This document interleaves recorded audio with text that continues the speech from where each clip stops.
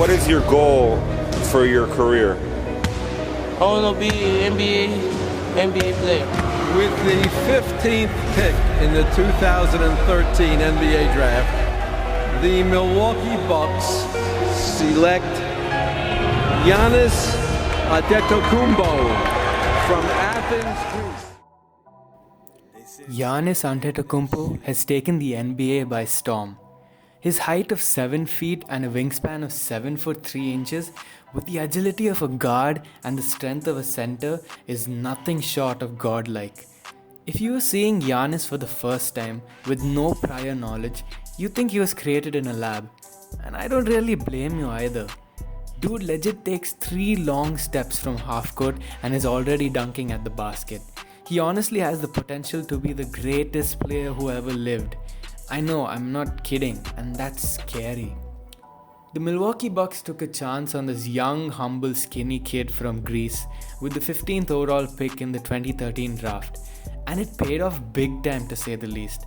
He became an All-Star in 2017 and won his first NBA MVP award in 2019. And the scary part is, he's only 25. Guys, can you comprehend that? He's only 25 years old and he hasn't even reached his threshold. He hasn't even reached close to his prime. He's only getting better every year. Hey guys, it's the Indian Hooper back at it again with another video for you guys. If you like this channel and want to support it, please make sure to hit that subscribe button and also drop a like if you can. That'll help me out a lot. Coming to the Giannis situation, Giannis's free agency next year is a hot topic in the NBA circles right now, so let's learn more about it. Sounds like a fairy tale so far, right?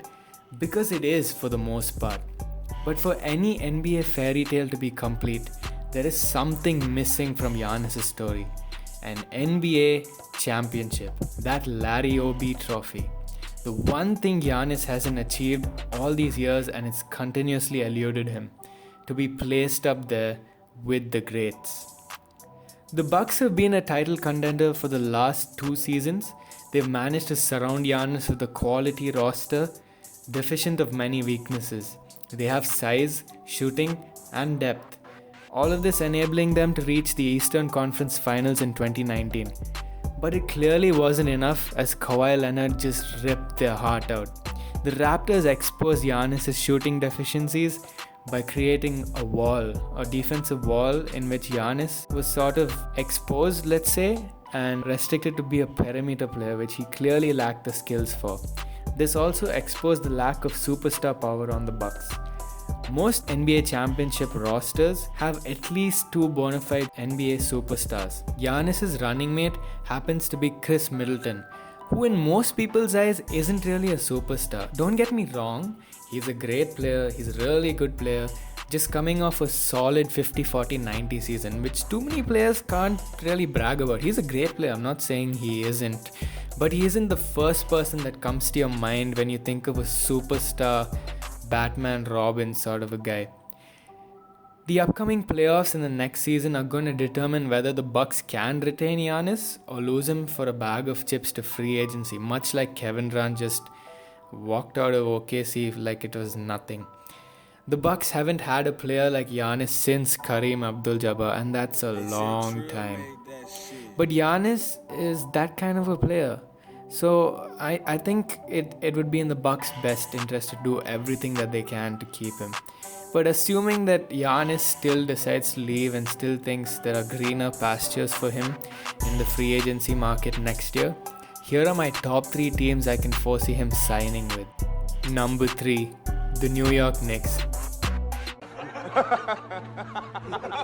Yeah, I know, I can hear you guys laughing at me, trust me.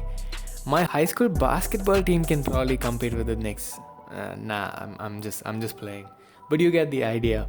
The Knicks franchise has been a joke for the better part of the 21st century, and that's because of the incompetent owner, James Dolan. But the man did sign 2 very influential and respected people in the basketball world to run the franchise, namely Leon Rose and World Wide West. Both of them are really connected with players and officials alike, and I wouldn't put anything past The Knicks also traded Porzingis and Melo to open up cap space, which was now thinking of it, for the grand plan of signing Kevin Durant and Kyrie Irving, which totally failed. And they also managed to miss picking on Zion Williamson. Do you remember that time when there were all these memes coming out about New York fans so excited that they would get Zion? It was like they already thought they had him. The hype was real, man. But they will have a lot of cap space to sign not one but two max players. This may appeal to Giannis to lure another superstar to play with him in New York and form his own super duo, which is currently the trend in the league. That, coupled with the fact that he's in the Eastern Conference, which has gotten a lot better than before, I have to say, but it still isn't as deep as the West, although they have about 2 to 3 title contenders themselves. I mean, if Giannis has to go to the West, every single night he has to deal with, let's say, LeBron and AD, KAwhi and Paul George, James Harden and Russell Westbrook, Luka Doncic and Porzingis. The list goes on and on. The Western Conference is really tough, man. So I think it's in his best interest to stay in the East. It would give him a better chance, let's put it that way, of getting a championship or at least reaching the finals. Also, the fact that he will be in the huge market of New York, which he can use to bring other role players to play with him. You know what? I'll put my money on Dame Lillard, Dame Dola, as the superstar that will join him in the Knicks, as Lillard has made it pretty obvious before that he loves to play at the MSG. Giannis and Dame, can you imagine that team? Giannis and Dame playing for the New York Knicks. I guarantee you they'll win a minimum of 2 times. Oh my God! Wow! Now we move on to number 2, the Toronto Raptors. Now the Raptors are coming off a title in 2019.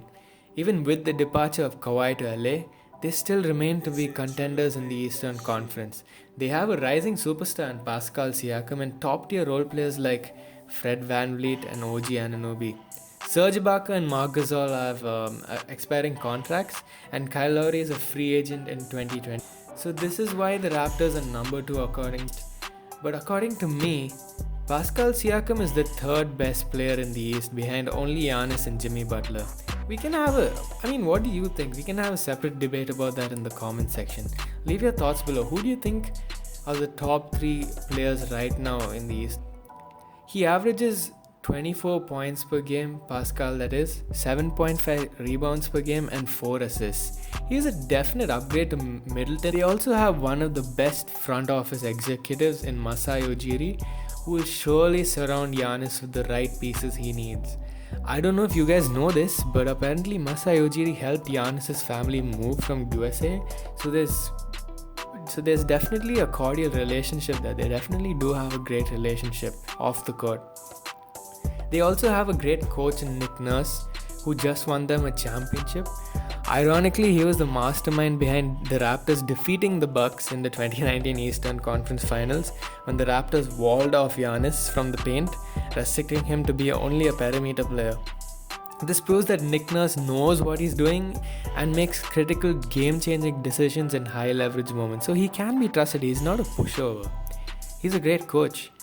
What people don't know is that Toronto is actually home to a considerably large Greek population, hundreds of which come to see Giannis the Raptors when he's in town.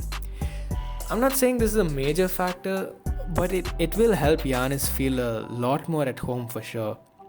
The Kawhi Leonard trade was a great litmus test to prove that they have championship pedigree roster and they just need a superstar to win more championships.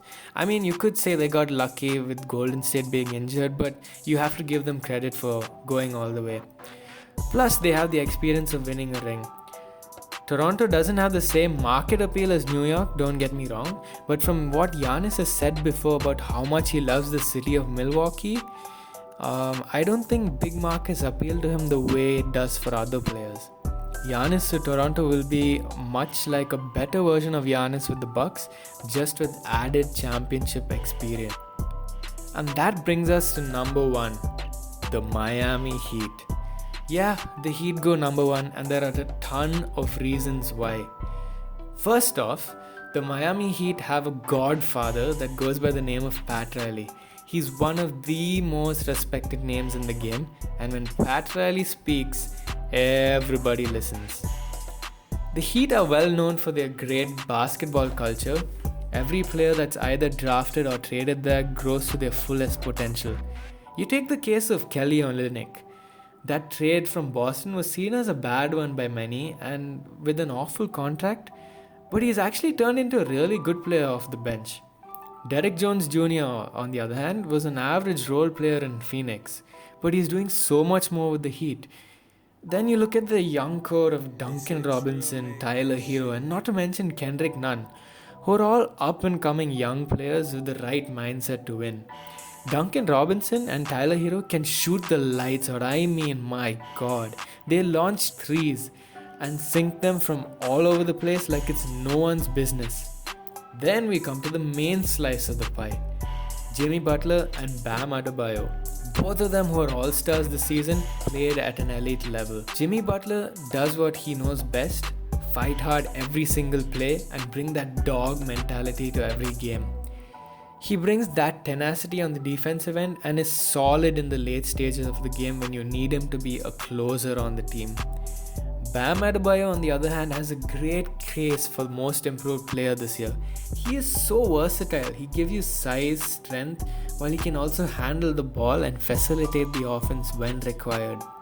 He is their Swiss Army knife, much like Draymond Green was for the Warriors. The Heat have shown their capability of recruiting free agents. They got Shaq in the early 2000s, LeBron and Bosh to team up with Wade in 2010, which was a big turning point in NBA history, by the way, and more recently with Jimmy Butler last year. So the Heat have proven before with the Heatles that they are capable of recruiting a superstar to join another existing superstar to go for a super team, which is what I think they're trying to do with Jimmy Butler and Giannis. Tyler Hero, Duncan Robinson, and Kendrick Nunn, who will still be on rookie scale contracts when Giannis joins them. Bam Adebayo is going to have one more year left on his deal, after which the Heat are going to have to pay him some big money. And Jimmy Butler is of course locked in. So if Giannis signs with the Heat, think about this guys. If Giannis signs with the Heat, you're looking at a starting lineup of Kendrick Nunn, Duncan Robinson, Jimmy Butler, Giannis Antetokounmpo, and Bam Adebayo. Can you just imagine that starting five? And not to mention their bench, Tyler Hero, Jones Jr., Iguodala if he stays, and Kelly Olynyk. Goran Dragic is a free agent this year and I don't think they'll pay him, so he's gone. That is still scary. That's potentially going into dynasty territory. Okay, I think I'm getting a little bit ahead of myself here. So Giannis, if you ever stumble upon this video by any chance, please know that the Miami Heat is by far your best option. Well, there are also so many rumors about Giannis going to the Warriors and that the Warriors are a front runner for last. The reason I didn't include them in this list is because for the Warriors to make that happen, they'd have to partially blow up the team. They'd probably have to do a sign and trade with Milwaukee where they get Giannis in exchange for Andrew Wiggins, a first round pick, and Draymond Green or Klay Thompson. And if I were Milwaukee in that scenario, I would insist that I get Klay Thompson in that trade because Draymond Green is not... I just don't see the Warriors breaking up the Splash Brothers, but I could be wrong. The other rumor I've heard is that Giannis would want to play on the LA teams, the LA Clippers or the LA Lakers. Largely the LA Lakers wants to play with his brothers, and the Lakers already have acquired Kostas Antetokounmpo. But I don't see Giannis basing a monumental career decision based on the fact that he gets to play with his brothers or not. Sure, that would be a secondary reason, but not his primary reason for making a decision, a free agency decision of that magnitude. Just look at it as an icing on the cake if that so happens in the future. But I don't think he's going to base his entire free agency decision on something like playing with his brothers. But that's just my opinion. I don't know Giannis personally. Well, what do you think about the Giannis situation? Do you think he'll stay in Milwaukee or make a move? Let me know in the comment section down below. If you liked this video, make sure to subscribe for more and also drop a like if you can. Thank you for watching.